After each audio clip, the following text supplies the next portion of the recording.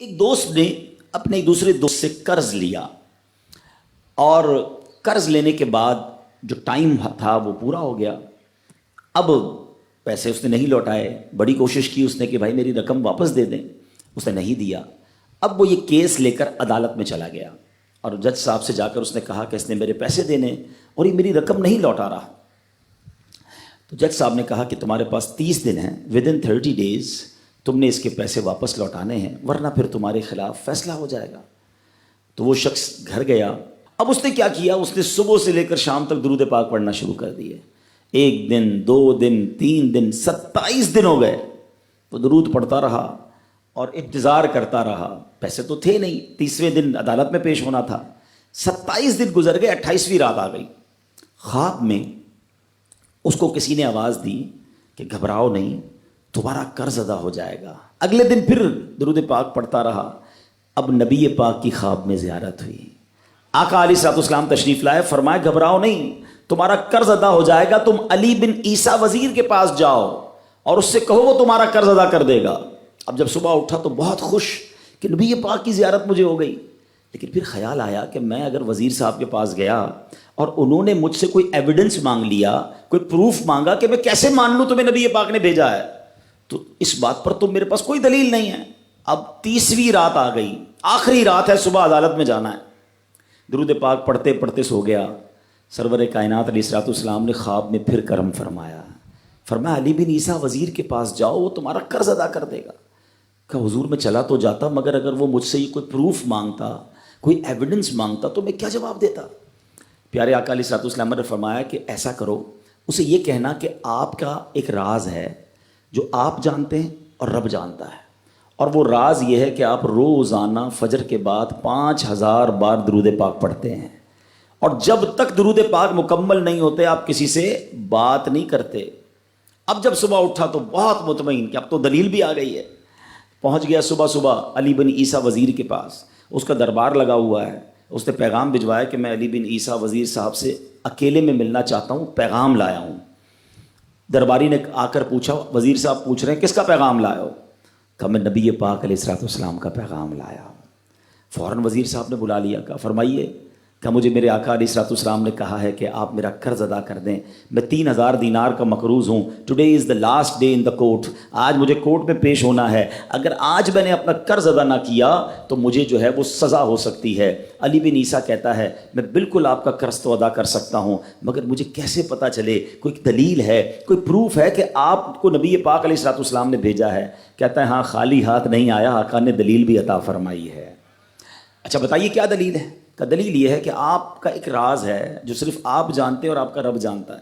5000 Times daily آپ درود پاک پڑھتے ہیں فجر کے بعد, اور جب تک یہ درود پورے نہیں ہوتے آپ کسی سے بات نہیں کرتے. آپ ذرا پہلے تھوڑی دیر کے لیے امیجن کریں کہ جو وزیر 5000 بار روز درود پڑھتا ہوگا وہ عاشق رسول کیسا ہوگا. اس کی تو لاٹری نکل آئی نا, وہ تو خوشی سے جھوم اٹھا, کہتا ہے مرحبا یا رسول اللہ, میرے درود پاک قبول ہو گئے, بہت خوش. اب ابھی بیٹھے ہیں آپ, کمرے میں گیا, واپس آیا اور 3000 نہیں 9000 دینار لے کر آیا.